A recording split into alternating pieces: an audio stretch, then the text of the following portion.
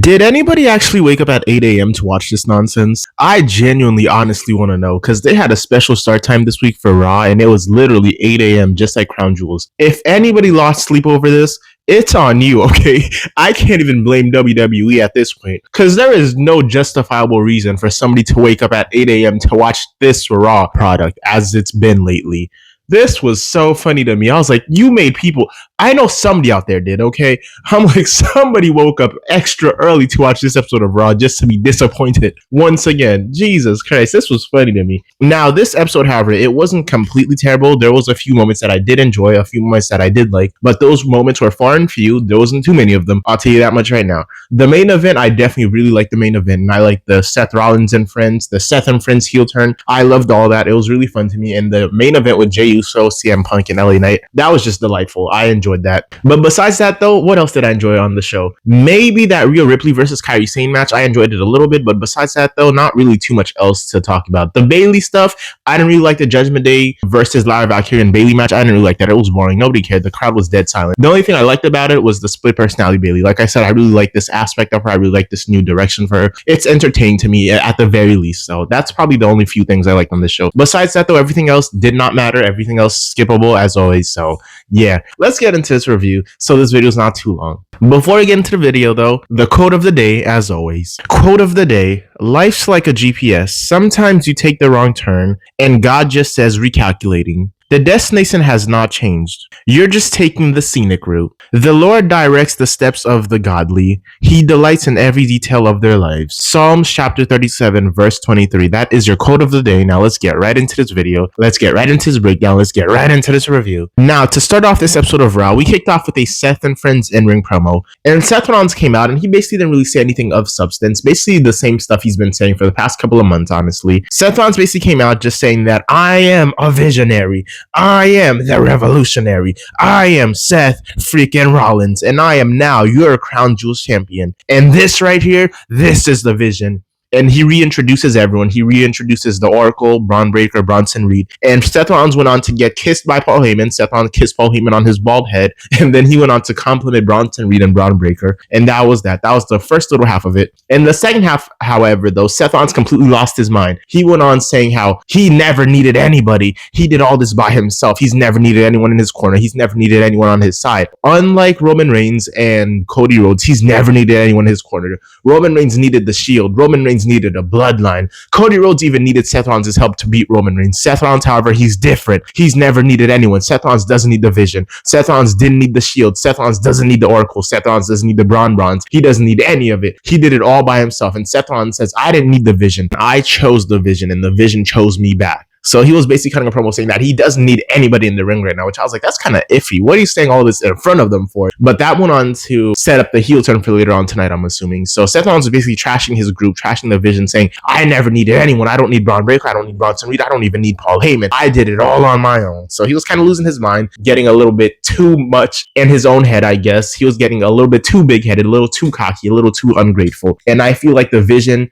the Braun, Seth, and Friends, they were feeling that little energy. Like, they saw that Seth was taking them for granted, and they're like, some changes need to be made, which probably led to the heel turn, which is what I'm speculating anyway, because if that's not the reason, then the heel turn absolutely makes no sense. But whatever. Anyhow, though, that was your whole first segment of the show. That was your promo from Seth Rollins, and that's basically what Seth Rollins said. After this, we immediately got to our first match of the night, and it was Penta versus Dirty Dominic Mysterio for the Intercontinental Championship. And this match was decent at times. The beginning was pretty good, in my opinion. The beginning, it started off really strong. It started off really fun, in my opinion, but then it went straight downhill. The beginning was fun. The middle was just stale, boring, and a snooze fest. Nothing really happened until we got to the end where we got interference from Rusev, which I kind of rolled my eyes at, because I was like, is Rusev's new thing that he's going to interfere in every Dominic Mysterio match? This isn't doing anyone any favors. This isn't making anybody look good. This isn't making anyone look any stronger. It's just nonsense. But anyhow, though, like I said, the match started off strong, then it got really boring towards the middle. Then we got some interference from Rusev, which ended up costing Penta the match. And at the end of the match, Dirty Dominic ended up picking up the win over Penta due to interference from Rusev, and Dominic ended up using the Timekeeper's hammer that they ring the bell with. He ended up using that hammer to smash it against Penta's face for the win, and that was your match. That was that. After this, we got a backstage promo from Asuka and Kairi Sane, which then led to our second match of the night, which was Kairi Sane versus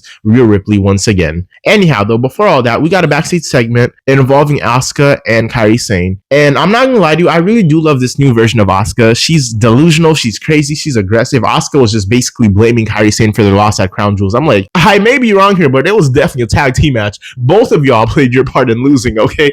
But she was basically blaming Kairi Sane, saying, we lost because of you. You got pinned, and I still feel disrespected, so you have to go fix this. I set up a match tonight for you against Rhea Ripley. Go fix this because I still feel disrespected. And Kairi Sane was scared. She said she don't want to have the match. She showed a bruise on her face that she got from the match. She was beaten and battered, and Asuka wasn't hearing any of it. She slapped the flavor out of Kairi Sane's mouth, and she's like, go fix this right now. So it was kind of funny to me. And like I said, though, I do really like this new crazy, delusional, aggressive side of Asuka. It's entertaining, in my opinion, at the very least. At least it's a new aspect. Anyhow, though, like I said, this led on to our second match of the night, and it was Kairi Sane versus Rhea Ripley. And even though we've already seen the tag team version of this at Crown Jewels, the one-on-one version was still pretty decent, in my opinion. Both Kairi Sane and Rhea Ripley did a solid job in this match. We got outside interferences from both Io Sky and Asuka, so I guess that was another layer to the match that made it a little bit more enjoyable. But it wasn't anything crazy, anything you go back to rewatch. Anyhow, though, at the end of the match, Rhea Ripley ended up hitting a riptide on Kairi Sane for the win. Then both Io Sky and Rhea Ripley ended up getting beat down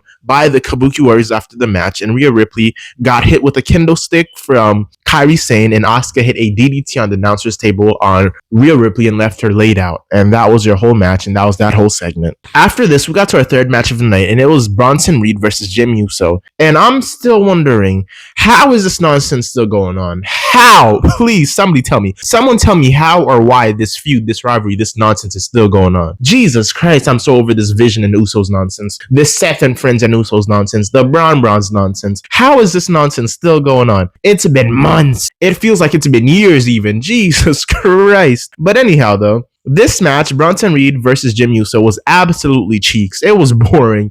The pacing was a bit iffy too. It was slow at times. It felt a little bit sluggish and messy. This match was just cheeks from start to finish. Nobody cared. The crowd was pretty much silent for a majority of this match. And it was literally an injured, taped up Jim Uso versus Bronson Reed. So Jim Uso was limiting his own moveset in the ring because he was injured. So that made it even less enjoyable. Anyhow, though, Bronson Reed ended up picking up the win with a tsunami. He hit a tsunami on an injured Jim Uso, which was that. And the Bronze after match ended up coming out. Braun Breaker ended up coming out and helping Bronson Reed beat down Jimmy Uso after the match. And Jey Uso ended up coming out and he had to make the save for his twin, for his brother. Jey Uso came out to save Jimmy Uso and he ate a big splash from Big Bronson Reed, which set up this little injured angle for him because Jey Uso had a match later on in the main event. So, like I said, it was CM Punk versus LA Knight versus Jey Uso. So Jey Uso came out to save his twin. He got hit with a big splash and they were telling the story of how because he came out to save his twin, he's now injured. He has an injured rib. He should have been focusing on himself. And that was the main aspect of it. And that's why this little brawl afterwards happened, honestly, is what I'm assuming anyway. I'm trying to put reasoning to these actions at this point. But yeah, Jey Uso ended up coming out to save his twin. He ate a big splash and he injured his rib supposedly in storyline, and that hindered him in the main event, which you'll see later on. Or which you saw later on, as a matter of fact. Anyhow, though, after this, we got to our fourth match of the night, and it was Bayley and Lyra Valkyria versus the Judgment Day. And no one saw this coming, am I right? Nobody said this a few weeks ago. Like, this is so predictable at this point. I said it. We saw Lyra Valkyria versus Roxanne Perez. We saw Lyra Valkyria versus Raquel Rodriguez. We saw Bayley versus Raquel Rodriguez. We saw Bayley versus Roxanne Perez. And I'm like, this is going to end in a tag team match. And it ended in a tag team match. Like, we've seen this nonsense already. We've seen this nonsense 10 times before. Jesus Christ. And the Judgment Day ended up coming out to no pop. I'm no joke. They came out to zero pop. The crowd was dead silent. They did not care whatsoever. They came out, marched to the ring. Nobody cared. There was not even a peep.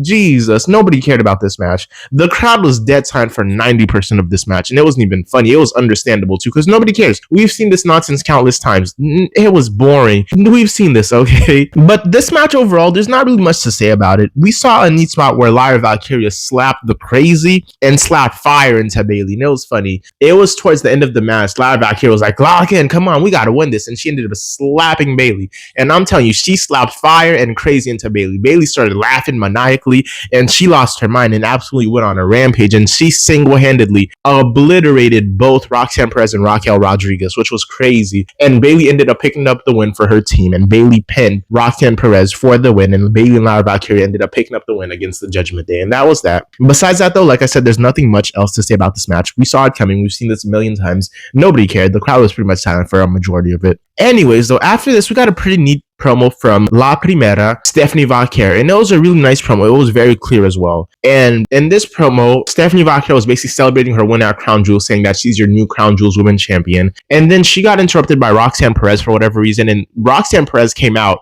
with Raquel Rodriguez, and both of these women walked out like they were owed something. I'm like, why y'all even out here? You just lost a match, and you're talking about some World Heavyweight Championship, Women's Championship match. I'm like, earn it first, because you can even beat Bayley. You can even beat Lyra for real. And you're talking about some, oh, I deserve the Women's Championship. Get in line or earn it somehow. Like, who does this make sense to? I would understand if Bayley came out or Lyra came out because they just picked up a win. They're high off a win. They're high off adrenaline, whatever. But what you talking about the Judgment Day coming out for? Like, they just earned something. They just won something. That was so silly to me. But anyhow, though, Stephanie Vaquer she was celebrating her win, and she ended up actually putting Roxanne Perez in her place, telling Roxanne Perez, get in line. If you want to face me, I'll be here anytime, any place. I'm not here for all this nonsense. Whatever you're talking about, this don't have anything to do with me. So if you have an issue with me, we can resolve it in the ring. And that's basically what she told Roxanne Perez. And I'm going to clap it up for Stephanie Vaquer, because Stephanie Vaquer is really putting in the work. She's really putting in the effort. Her English has gotten so much better and so much cleaner and so much clearer. And I'm so happy for her. I'm really happy for this journey she's on, this continued self-improvement journey she's doing. I'm so happy for her. She sounds amazing on the mic now. She's talking really clearly, very concise, very precise, and it's really good for her. And she's working on becoming an even bigger star. She's putting in all the work, all the effort. She's doing everything that's required, everything that's needed to be a mega star, okay? She's talking clearly. She's wrestling amazing in the ring, and she's really putting in the work and the effort, both in ring and outside of the ring. And I think we should really clap that up for her and give her her credit, give her her props, give her her roses, give her credit where credit is due, because this is no easy task. But anyhow, after this, we ended up getting to our fifth and final match of the night, and it was our main event. It was CM Punk versus LA Knight versus Jey Uso in a triple threat number one contenders match. And Jey Uso kind of ruined this match a little bit,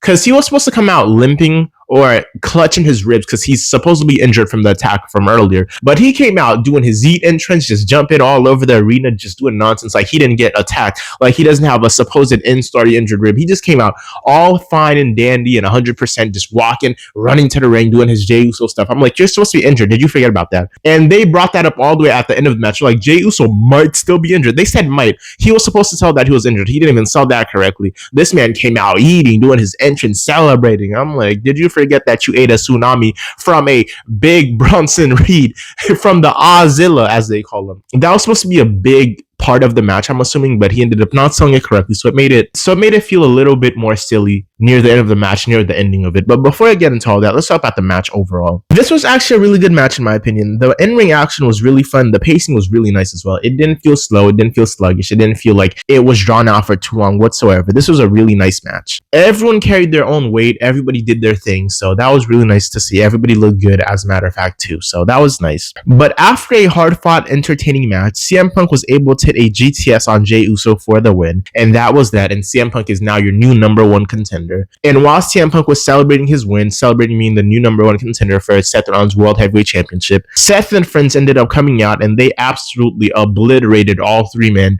They attacked and destroyed CM Punk, Jey Uso, and LA Knight. They left all three men absolutely laid out. People got hit with tsunamis and spears left and right. Everybody got laid out. And after Seth and friends lay out everyone, we see the credits start rolling, and we see Paul Holovec. We see the names start coming up. And then out of nowhere, when everybody thinks the show is ending, boom!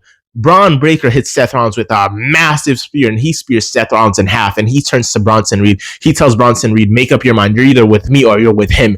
And Bronson Reed is like, you don't gotta tell me twice. I already didn't like this man in the first place. This fool right here, move out the way. And he hits Seth Rollins with a mean tsunami. And then they both turn to Paul Heyman. They're like, it's up to you now, Oracle. What you doing? And Paul Heyman was like, did you not hear what this man said at the beginning of the show?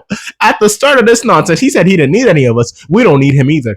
And Paul Heyman just lifted up the hands of the Bronze, and he was celebrating with them. And Braun Breaker was going to hold up Seth Rollins championships, which I found pretty interesting. So maybe he's next up in line. Maybe Braun Breaker is next in line for the championship opportunity after CM Punk, or maybe even before. I don't know.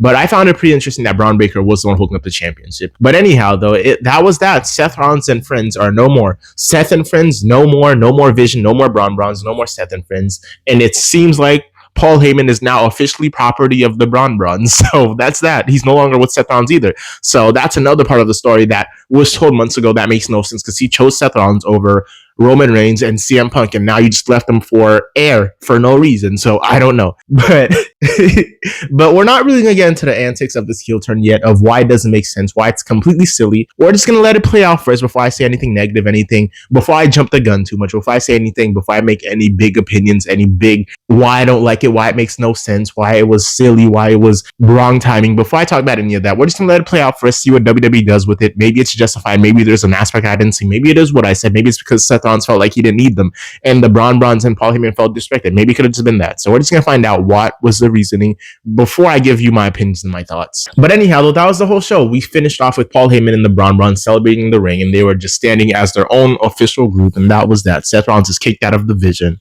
And that was your whole show. And I would rate this episode of Raw a solid 4 out of 10. The main event, in my opinion, like I said, was really good. But besides that, though, nothing else too much mattered.